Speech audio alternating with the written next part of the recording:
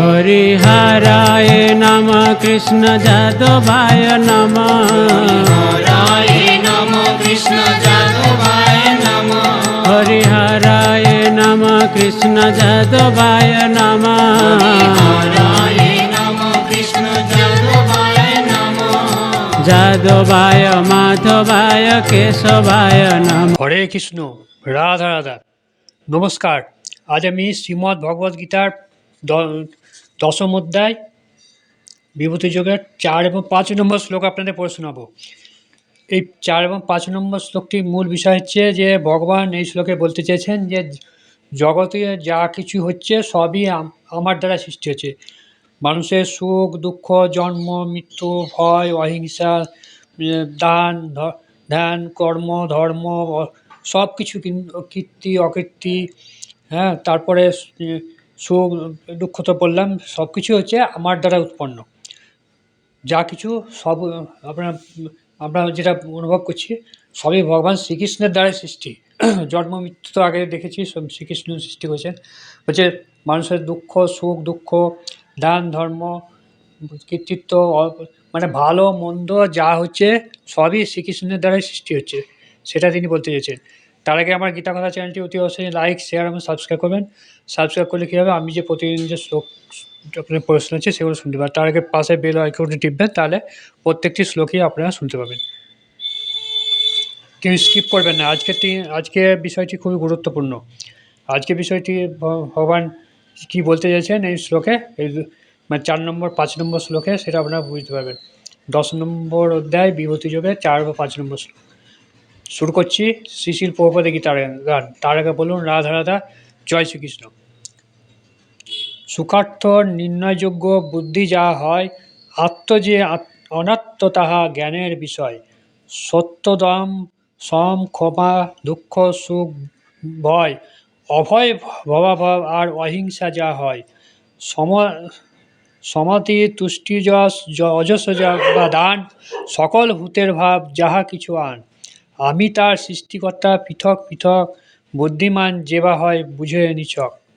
অনুবাদ: বুদ্ধি জ্ঞান মোহমুক্তি ক্ষমা সত্য বাহ্যেন্দ্রিয় ও অন্তন্দ্রিয়ের সংযম, সুখ দুঃখ, জন্ম মৃত্যু, ভয় অভয় অহিংসা, সমচিত্ততা, সন্তোষ, তপস্যা, দান ধর্ম নিমিত্ত, কীর্তি অধর্ম নিমিত্ত, অকীর্তি সবই আমার থেকে উৎপন্ন হয়।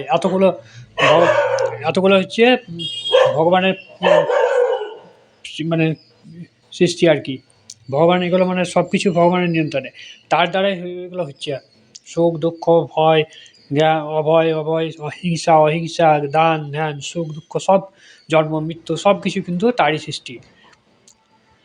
এবার তাৎপর্যের বিশ্লেষণ। তার আগে বলুন রাধা রাধা, জয় শ্রীকৃষ্ণ। জীবের সব রকম গুণাবলী ভালোই হোক বা মন্দই হোক, তা সবই শ্রীকৃষ্ণের সৃষ্ট এবং সে সম্বন্ধে এখানে বিস্তারিতভাবে বর্ণনা করা হয়েছে। যথাযথভাবে বিষয়বস্তু বিশ্লেষণ করার ক্ষমতাকে বলা হয় বুদ্ধি, এবং জড় পদার্থ আর চেতন আত্মার মধ্যে পার্থক্য নিরূপণ করার বোধকে বলা হয় জ্ঞান। বিশ্ববিদ্যালয়ে শিক্ষা লাভের ফলে যে জ্ঞান প্রাপ্ত হওয়া যায় তা জড়জ্ঞান, এবং তাকে এখানে জ্ঞান বলে স্বীকার করা হচ্ছে না। জ্ঞানের অর্থ হচ্ছে জড় পদার্থ আর চেতন আত্মার পার্থক্য উপলব্ধি করা। আধুনিক যুগের শিক্ষার আত্মা সম্বন্ধে কোনো রকম জ্ঞানই প্রাপ্ত হওয়া যায় না, সেগুলি কেবল জড় পদার্থ এবং জড়দেহের প্রয়োজনের ভিত্তিতে প্রতিষ্ঠিত, তাই এখানে কেতা বিভাগ বিদ্যা অসম্পূর্ণ।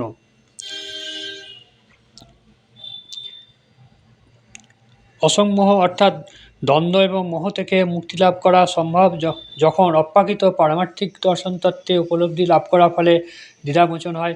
ধীরে ধীরে কিন্তু নিশ্চিন্তভাবে জীব তাহা মুক্ত হয়। অন্ধভাবে কোনো কিছুই গ্রহণ করা উচিত নয়, সব কিছু গ্রহণ করা উচিত সতর্কতা এবং যত্নের সঙ্গে। ক্ষমা অনুসরণ করা উচিত এবং অপরের ক্ষুদ্র ভুলগুলি ত্রুটি মার্জনা করে দেওয়া উচিত।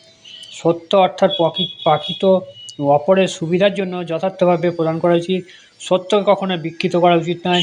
সামাজিক রীতি অনুসারে বলা হয় যে প্রিয় সত্যই কেবল বলা উচিত, অপ্রিয় সত্য বলা উচিত নয়, কিন্তু যে সেটা সত্যবাদিত্ব নয়। দৃঢ়তা এবং সম্পত্তি হওয়ার ফলে সত্য বলা উচিত, যাতে যথার্থ তথ্য সম্বন্ধে যথাযথভাবে সকলে অবগত হতে পারে। দম বা ইন্দ্রিয় নিগ্রহের অর্থ হচ্ছে নিরর্থক আত্মতৃপ্তির জন্য ইন্দ্রিয়গুলি ব্যবহার না করা। ইন্দ্রিয়ের যথার্থ প্রয়োজনগুলি মেটাবার জন্য কোনো রকম নিষেধ নেই, কিন্তু অযথা ইন্দ্রিয় তৃপ্তি পারমার্থিক উন্নতি প্রতিবন্ধক স্বরূপ, তাই ইন্দ্রিয়গুলি অনর্থক ব্যবহার করা উচিত, দমন করা উচিত। তেমনি মনকে অনাবশ্যক চিন্তা থেকে বিরত থাকা উচিত। এই সমস্ত প্রক্রিয়াকে বলা হয় সম অর্থাৎ প্রশান্তি, অর্থাৎ অর্থ উপার্জনের চিন্তায় সময় নষ্ট করা উচিত নয়, সেটা কেবল চিন্তা শক্তির অপচয় মাত্র। মানব জীবনে পরম প্রয়োজন উপলব্ধি করবার জন্য মনের ব্যবহার করা উচিত এবং যথাযথভাবে স্বাস্থ্যসম্মতভাবে করা উচিত। স্বাস্থ্যজ্ঞ পুরুষ, সাধু, সদ্গুরু এবং উন্নত মাননা পুরুষের সাহচর্যে চিন্তা শক্তির বিকাশ সাধনা করা উচিত। তাহলে কী বলছে, মনকে সংযত করা উচিত। মনের জন্য সবসময় চিন্তা করা উচিত না, চিন্তা মানে অহেতুক সময় নষ্ট হচ্ছে, শক্তির অপচয়। আর সেগুলো বলছে সাধু সঙ্গে এলে, সদ্গুরু মানে সংস্পর্শে এলে এই সমস্ত চিন্তা শক্তির বিকাশ হবে। সুখ এবং শুধুমাত্র কৃষ্ণ ভাবনায় ভগবত ভক্তি দিব্যজ্ঞান লাভের পক্ষে যে অনুকূল, তার মাধ্যমে প্রাপ্ত হওয়া উচিত, এবং তেমনই ভগবত ভক্তি অনুসরণে তা প্রতিকূল, তা ক্লেশদায়ক। কৃষ্ণ ভক্তি বিকাশের পক্ষে তা অনুকূল এবং গ্রহণীয়তা, প্রতিকূল তা বর্জনীয়। ভব অর্থাৎ জন্ম, দেহ সংক্রান্ত বলে জানা উচিত। আত্মার জন্ম মৃত্যু হয় না, সে কথা শ্রীমদ্ ভগবদ্গীতায় আরম্ভে আলোচনা করা হয়েছে। জড়জগতে দেহ ধারণ করার পরিপ্রেক্ষিতে কেবল জন্ম মৃত্যু অনুভূত হয়। ভবিষ্যৎ সম্বন্ধে উদ্বেগের ফলে ভয়ের উদয় হয়। কৃষ্ণ ভক্তি নির্ভীক হয়ে থাকেন, কারণ তিনি নিশ্চিতভাবে জানেন যে তার কার্যকলাপের ফলে তার প্রাকৃত আলো এবং অপ্রাকৃত জগতে ভগবানের কাছে ফিরে যাবেন, তাই তার ভবিষ্যৎ উজ্জ্বল। অন্যরা কিন্তু তাদের ভবিষ্যৎ সম্পর্কে সম্পূর্ণ অনবজ্ঞ। পরবর্তী জীবনে তাদের ভাগ্যে কী আছে সে সম্বন্ধে তাদের কোনো ধারণাই নাই, তাই তারা সর্বক্ষণ গভীর উৎকণ্ঠায় কালাতিপাত করে। উৎকণ্ঠা এবং আশঙ্কা বা ভয়ের হাত থেকে মুক্তি পাওয়ার শ্রেষ্ঠ উপায় হচ্ছে শ্রীকৃষ্ণ সম্বন্ধে অবগত হয়ে কৃষ্ণ ভক্তিতে অধিষ্ঠিত হওয়া। তার ফলে ভয়ের হাত থেকে সম্পূর্ণভাবে মুক্তি পাওয়া যায়। শ্রীমদ্ ভগবদ্গীতাতে বলা হয়েছে যে মায়াচ্ছন্ন হয়ে থাকার ফলেই উভয়ের উদয় হয়, কিন্তু যারা মায়ামুক্ত তারা নিশ্চিতভাবে জানেন যে তাদের স্বরূপ হচ্ছে তাদের দেহটা নয়, তাদের স্বরূপ তাদের পরম পুরুষোত্তম ভগবানের বিভিন্ন অপ্রাকৃত অংশ। তাই সর্বক্ষণ ভগবানের দিব্য সেবায় সে যুক্ত থাকে এবং সর্বতভাবে সে ভয় থেকে মুক্ত হয়। অহিংসা হচ্ছে অপরের অনির্দিষ্ট সাধন করা, অপরকে বিভ্রান্ত করা। রাজনীতিবিদ, সমাজসেবক, লোকহিতৈষী ব্যক্তিরা যে সমস্ত জড়কর্মের প্রতিশ্রুতি দেয় তার ফলে কারো তেমন কোনো মঙ্গল সাধিত হয় না, কারণ রাজনীতিবিদ এবং লোকহিতৈষী ব্যক্তিদের দিব্য দৃষ্টি নেই। মানব সমাজের যথার্থ মঙ্গল কীভাবে সাধিত হতে পারে সে সম্বন্ধে তাদের কোনো জ্ঞান নেই। অহিংসার অর্থ হচ্ছে মানব দেহের যথার্থ সদ্ব্যবহার করার শিক্ষা দেওয়া। মানব দেহের যথার্থ উদ্দেশ্য হচ্ছে পারমার্থিক জ্ঞান উপলব্ধি করা। সুতরাং যে সংস্থা বা আন্দোলন এই উদ্দেশ্যের দিকে মানুষকে পরিচালিত না করে, তা মানব শরীরের প্রতি হিংসাত্মক আচরণ করে, যে প্রচেষ্টা জনসাধারণকে দিব্য আনন্দ প্রাপ্তির দিকে এগিয়ে নিয়ে চলে, তাই হচ্ছে যথার্থ অহিংসা। সমতা বলতে বোঝায় আসক্তি এবং বিরক্তিতে নিষ্পৃহ। অত্যাধিক আসক্তি এবং অত্যাধিক বিরক্তরহিত হয়ে জড়জগৎকে গ্রহণ করা উচিত। তুষ্টি বলতে বোঝায় অনর্থক কর্মের মাধ্যমে সঞ্চয় না করা। ভগবানের কৃপার প্রভাবে যা পাওয়া যায় তা নিয়ে সন্তুষ্ট থাকা, তাকে বলা হয় তুষ্টি। কিন্তু মানুষ তো সেটা করে না। ভগবানের মানে যেটা আমি পাচ্ছি সেটা নিয়ে মানুষ সন্তুষ্ট থাকে না, অল্প সন্তুষ্ট নয়। তাই বলছে যে মানে ভগবানের কৃপার ফলে যা পাচ্ছি তাই নিয়ে সন্তুষ্ট থাকা উচিত। তপর্থ কথাটির অর্থ হচ্ছে সহজলতা এবং কৃচ্ছতা। সে সম্বন্ধে বেদে নানা রকম নিয়ম বৈশিষ্ট্যের কথা দেওয়া হয়েছে। তেমনি মাসে কতগুলি নির্দিষ্ট দিন উপবাস করার নির্দেশ দেওয়া আছে। এই ধরনের উপবাস করতে আমাদের ইচ্ছা নাও থাকতে পারে, কিন্তু যদি কৃষ্ণ ভাবনায় ভগবত ভক্তি পথে উন্নতি সাধন করতে হয় তাহলে শাস্ত্রের নির্দেশ অনুসারে ওই ধরনের দৈহিক ক্লেশ স্বীকার করতে হবে। মানে ভগবান এখানে উপবাস করতেও বলছেন, মানে ভগবানের উদ্দেশ্যে সাধন করার জন্য তা বলছে উপবাস করতে বলছে, কিন্তু তাই বলে বৈদিক নির্দেশ না করে নিজে ইচ্ছা মতো অনাবশ্যক উপবাস করা উচিত নয়। তারপরে নিজের ইচ্ছা মতো অনাবশ্যক নির্দিষ্ট দিনে উপবাস করতে পারেন বলছে, কোনো রাজনৈতিক উদ্দেশ্য সাধনের জন্য উপবাস করা উচিত নয়। ভগবদ্গীতাতে এই সময় উপবাস করাকে তামসিক উপবাস বলা হয়। মানে কেউ যে নিজের ইচ্ছা মতো উপবাস করে অর্থাৎ উপবাস করে তাকে বলা হয় তামসিক উপবাস। এবং তম অথবা রজগুণে কৃতকর্ম আমাদের পারমার্থিক উন্নতি উদ্দেশ্য সাধনে সহায়ক হয় না। সত্ত্বগুণে কৃত কর্মই কেবল পারমার্থিক উন্নতির সাথে হয়। বৈদিক নির্দেশনে উপবাস করার ফলে পারমার্থিক জ্ঞান লাভ করে, মানে উপবাস করাটা ভালো বলতে চেয়েছে। এবার বলছে দানের কথা বলছে। দান সম্বন্ধে বলা হয়েছে উপার্জিত অর্থের অর্ধাংশ কোনো সৎকর্মে দান করা উচিত। উপার্জিত অর্থের অর্ধেক অংশ, অর্থাৎ 50% দান করতে বলছি, কিন্তু কেউ কখনো আমরা দান করি না। আমরা 1%ই দান করি না, 1% দান করি না, করে কি মানুষকে কোনো ভিক্ষাও দেয় না। এমন লোক আছে যারা 1 টাকা ভিক্ষা পর্যন্ত দেয় না, কোটি কোটি টাকার মালিক তারা। ভিখারি দেখলে ছি করে, এরকম ধরনের মালিকরা, মানে তারা কিন্তু ভগবান তাদেরকে কিন্তু ছি করবে। খবরদার, পকেটে পয়সা থাকলে ভিখারিকে অন্তত দান করবে। আমাদের সব এর একটা প্রকৃষ্ট উদাহরণ হয়েছে, কিছুদিন আগে মারা গেছেন টাটা কর্ণধার রতন টাটা। মানে 40% তার ইনকামের 40% পর্যন্ত দান করেছে, যেটা এখন পর্যন্ত কোনো ইন্ডাস্ট্রিয়াল পৃথিবীতে দান করেনি। সে বিড়লা বলুন আর আম্বানি বলুন, আম্বানি বিড়লা তো 2% কি 10% দান করে, সেটা রতন টাটা 40% দান করেছে সারা জীবন ধরে।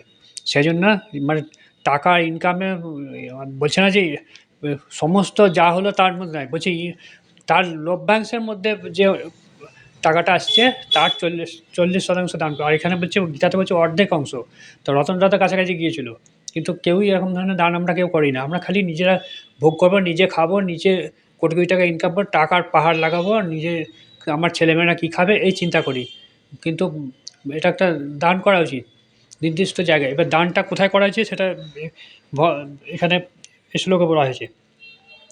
দান এবার বলছে সৎকর্ম বলতে কী বোঝায়, সৎকর্মে দান করা উচিত। তা বলছে কৃষ্ণ ভাবনায় উদ্দেশ্য সাধিত কর্মই হচ্ছে সৎকর্ম। বলছে কৃষ্ণ ভাবনায় ভাবিত উদ্দেশ্য সাধন হচ্ছে সৎকর্ম। যে কৃষ্ণ ভাবনায় উদ্দেশ্য সাধন মানে কেউ যদি কৃষ্ণের লেগে মন্দির স্থাপন করতে চায়, তাহলে কিন্তু সেখানে কিছু টাকা দান করা উচিত। তা বলছে তা কেবল সৎকর্মই নয়, তা হচ্ছে শ্রেষ্ঠ কর্ম। এই কর্মটা হচ্ছে শ্রেষ্ঠ কর্ম। শ্রীকৃষ্ণ হচ্ছেন সৎ, তাই তার উদ্দেশ্য যে কর্ম সাধিত হয় তা হচ্ছে সৎ। তার মানে কি, এই দানটা হচ্ছে সৎ পর্যায়ে চলে যাচ্ছে। তাই শ্রীকৃষ্ণ কেউ যে মন্দির করার লেগে দান করে, তাহলে কিন্তু সেটা হচ্ছে সৎকর্ম। তাই যে মানুষ শ্রীকৃষ্ণের সেবায় নিজেকে সম্পূর্ণভাবে উৎসর্গ করেন তাকে দান করা উচিত। আবার যে শ্রীকৃষ্ণের সেবায় সম্পূর্ণ হচ্ছে সেবা করার জন্য, তার যদি হয়তো ফলমূল সংগ্রহ তো অর্থের কুলাচ্ছে না, ভগবানের সেবা করছে, তাকে দান করলে সে ভগবানকে সেবা করতে পারবে, সেখানে দান করা উচিত। বৈদিক শাস্ত্রে নির্দেশ দেয় যে ব্রাহ্মণকে দান করা উচিত। বৈদিক শাস্ত্রের নির্দেশাবলী হচ্ছে ব্রাহ্মণকে দান করে। ব্রাহ্মণ কী বলছে, বৈদিক শাস্ত্রের নির্দেশ অনুযায়ী যথাযথ সাধিত না হলেও সেই রীতি আজও চলে আসছে। অনেকে গরিব ব্রাহ্মণকে দান করে। ব্রাহ্মণ মানে কি, এখন তো ব্রাহ্মণরা বেশি বড় লোক, গরিব ব্রাহ্মণকে দান করতে বলছে। বেদে নির্দেশ দিয়েছে ব্রাহ্মণকে দান করার জন্য। কেন? কারণ ব্রাহ্মণরা হচ্ছে সর্বদা পারমার্থিক জ্ঞানচর্যা উচ্চতর প্রচেষ্টায় মগ্ন থাকে। তার কারণ হচ্ছে ব্রাহ্মণরা একটা সমাজে বিশিষ্ট ব্যক্তি, তারা সমাজে উচ্চ শ্রেণী পড়ে। আর তারপর তারা মানে কোনো রকম খারাপ কাজে লিপ্ত থাকে না, তারা সৎ ব্রাহ্মণতারি করছে, তারা সৎ আর কি, বেশিরভাগ সৎ হয় আর কি। গরিব ব্রাহ্মণের কথা বলছে এখানে ভগবান। সবাই ব্রাহ্মণ বলতে যে সব ব্রাহ্মণ নয়, এখন তো ব্রাহ্মণরা সব অনেকে কোটিপতি আছে, সেরকম তাদেরকে দান করতে বারণ করছে। সঠিক ব্রাহ্মণকে বলছে। ব্রাহ্মণের জীবনের উদ্দেশ্য হচ্ছে ব্রহ্মজ্ঞান লাভের উদ্দেশ্যে নিজেকে সর্বতভাবে নিয়োজিত করা। যিনি ব্রহ্মজ্ঞান লাভ করেছেন তিনি ব্রাহ্মণ। তার ব্রাহ্মণটাকে যিনি ব্রহ্মজ্ঞান লাভ করেছেন সব ব্রাহ্মণকে দান করা উচিত, প্রকৃত যারা ব্রাহ্মণ। সুতরাং দান ব্রাহ্মণকে করা যায়, কারণ উচ্চতর পারমার্থিক প্রয়াসে নিবিষ্ট থাকার ফলে তার শরীর ধারণের জন্য কর্তব্য কর্ম সাধনের অবসর পান না। বৈদিক শাস্ত্রে বলা হয়েছে সন্ন্যাসীদেরও দান করা উচিত। আবার কী বলছে, সন্ন্যাসীদের দান করা উচিত, যারা সন্ন্যাসী আর কি। সন্ন্যাসীরা দাঁড়িয়ে দাঁড়িয়ে ভিক্ষা করেন, এই ভিক্ষা অর্থ উপার্জন করার জন্য নয়। এইভাবে ঘরে ঘরে তারা গৃহস্থদের অজ্ঞানতা অন্ধকারচ্ছন্ন সুরুক্তিপ্রাপ্ত জেগে ওঠার জন্য আবেদন করেন। কারণ গৃহস্থরা গৃহ সংক্রান্ত কর্তব্যকর্মে এত মগ্ন থাকেন যে তারা তার জীবনের আসল উদ্দেশ্য কৃষ্ণ ভাবনায় জাগরিত করার কথা সম্পূর্ণভাবে ভুলে যায়। সেই সমস্ত সন্ন্যাসী যারা মানে ভগবানের নাম জপ করবে, ভগবানকে ডাকবে, ভগবানের কথা বলবে, ভগবান সম্বন্ধে বোঝাবে, সেই সমস্ত সন্ন্যাসীদের বলছে। সন্ন্যাসীদের কর্তব্য হচ্ছে গৃহস্থানে গিয়ে গিয়ে তাদের কৃষ্ণ ভাবনায় অনুপ্রাণ। সেই সব ওই যে বললাম যে মানে তারা বাড়িতে বাড়িতে গিয়ে কৃষ্ণ সম্বন্ধে লোককে বোঝাবে, কৃষ্ণ জাগরণ করবে, সেই সব সন্ন্যাসীরা দান করে। বেদে বলা হয়েছে মানব জীবনে যথার্থ সাধন করা উদ্দেশ্য সাধন করা অবশ্য কর্তব্য। সেই জ্ঞান এবং প্রক্রিয়া সন্ন্যাসীরা পালন করে, তাই দান সন্ন্যাসী, ব্রাহ্মণ এবং সেই ধরনের উদ্দেশ্যই দান করা উচিত। নিজের খেয়াল খুশি মতো দান করা উচিত নয়। নিজের খেয়াল খুশি মতো দান করা উচিত নয়। বলছে কি একটা প্রকৃত নির্দিষ্ট জায়গায় দান করে, যে দানটা কাজে লাগবে। অর্থাৎ শ্রীকৃষ্ণের সেবায় কেউ নিয়ে যেতে আছে, গরিব ব্রাহ্মণ, সন্ন্যাসী, এই সমস্ত কেউ হয়তো মন্দির করবে ভগবান শ্রীকৃষ্ণের লেগে, সেখানে দান করুন, তাই বলছি। যশ শ্রী চৈতন্য মহাপ্রভু অনুসারে হওয়া উচিত। মহাপ্রভু বলেছে একজন মানুষ যখন যশ লাভের অধিকারী হন তখন সে ভগবানের মহান ভক্তরূপে প্রসিদ্ধি লাভ করে। একজন মানুষ যেমন যশ মানে সে তার কি নাম যখন চারিদিকে পড়ে যায় তখন তার যশ যখন হয় সেটা হচ্ছে প্রকৃত যশ, যার ভগবানের ভক্তরূপে সে প্রসিদ্ধি লাভ করে। যদি জানা যায় যে ব্যক্তি কৃষ্ণ চেতনায় উন্নতি লাভ করেছেন অর্থাৎ কৃষ্ণ চেতনায় উদ্বুদ্ধ হয়েছে তখন তিনি প্রকৃত যশস্বী হন। আর এরকম যশ হওয়ার নেই যে তা কখনোই যশস্বী নয়। এই গুণগুলি ব্রহ্মাণ্ডে মানব এবং দেবতা সকলে সমাজে বর্তমান। অন্যান্য গ্রহলোকে বিভিন্ন রকমের মানবিকতা মানব সমাজ আছে, এই গুণগুলি সেখানেও বর্তমান আছে, কিন্তু কৃষ্ণ চেতনাময় উদ্বৃত্ত ব্যক্তি এই গুণগুলি যথাযথভাবে প্রয়োগ করে তার বিকাশ ঘটান। যিনি ভগবানের ভক্তিযোগে নিরন্তরভাবে যুক্ত থাকেন তিনি ভগবানের নির্দেশানুসারে এই সকল গুণগুলিকে যথাযথভাবে প্রয়োগ করেন। ভালো বা মন্দ যাই হোক দেখি না কেন তার উৎসই হচ্ছে ভগবান শ্রীকৃষ্ণ। ভালো ওই যে বললাম, প্রথম বলেছি ভালো মন্দ যা কিছু উৎস হচ্ছে শ্রীকৃষ্ণ, তিনি তার ইচ্ছায় সব ভালো মন্দ যা হবে। শ্রীকৃষ্ণ ভিন্ন এই জড়জগতে কোনো কিছুই প্রকাশিত হতে পারে না, সেটা হলো প্রকৃত জ্ঞান। যদিও প্রতিটি বস্তুই ভিন্ন ভিন্ন রূপে অবস্থিত, কিন্তু আমাদের এটা উপলব্ধি করা উচিত যে সব কিছু সৃষ্টির মূলে আছে ভগবান শ্রীকৃষ্ণ, সব কিছুর মূলে হচ্ছে শ্রীকৃষ্ণ। যেমন গীতা পাঠ আপনার কেমন লাগলো অতি অবশ্যই লাইক দেবেন, আর সেই সঙ্গে লিখবেন জয় শ্রীকৃষ্ণ। আজকের মতন 4 এবং 5 নম্বর শ্লোক শেষ হলো বিভূতি যোগের। তার আগে বলুন রাধা রাধা, জয় শ্রীকৃষ্ণ। তো আর সাবস্ক্রাইব করবেন, সাবস্ক্রাইব করলে কী হবে প্রত্যেকটা শ্লোক আপনারা শুনতে পাবেন।